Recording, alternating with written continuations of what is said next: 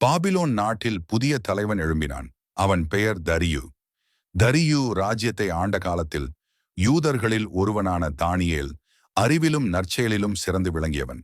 ராஜா தானியேலை உயரிய பதவிக்கு நியமித்தார். தானியேல் எப்போதும் தேவனை அஞ்சியவன். தினமும் 3 முறையும் முழங்கால் படியிட்டு இரக்கத்தோடு தேவனை ஜெபித்து வந்தான். இதை பொறாமையுடன் பார்த்த மற்ற அமைச்சர்கள் தானியேலை வீழ்த்த ஒரு சூழ்ச்சி தீட்டினார்கள்.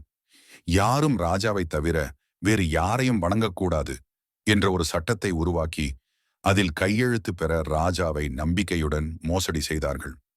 தானியேல் அந்த சட்டத்திற்கும் மாறாக எப்போதும் போலவே ஜெபித்தான். அவரை பார்த்த அமைச்சர்கள் உடனே ராஜாவிடம் சென்று தானியேல் சட்டம் மீறியதை தெரிவித்தார்கள்.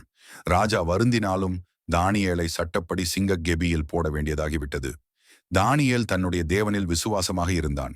ராஜா தானியேலை சிங்க கெபையில் விட்டபோது, "உனது தேவன் உன்னை காப்பாற்றுவாராக" என்று கூறினான். அடுத்த நாள் காலை ராஜா அவசரமாக வந்தான். "தானியேல், நீ விசுவாசித்த உன் தேவன் உன்னை காப்பாற்றினாரா?" என்று கூப்பிட்டான். உடனே தானியேல் உள்ளிருந்து பதிலளித்தான், "ராஜாவே, என் தேவன் தன் தூதனை அனுப்பி சிங்கங்களின் வாயை அடைத்தார்." அதை கேட்ட ராஜா மகிழ்ச்சியுடன் தானியேலை வெளியே எடுத்து அவரை பழிதூற்றிய அமைச்சர்களையே சிங்கக்கெபியில் போட்டான். தானியேலின் விசுவாசம் அவனை காப்பாற்றியது.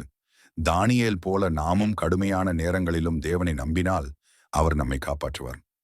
விசுவாசமான வாழ்க்கை வாழ்வது கடினமாயிருந்தாலும் தேவன் எப்போதும் நம்முடன் இருப்பார்.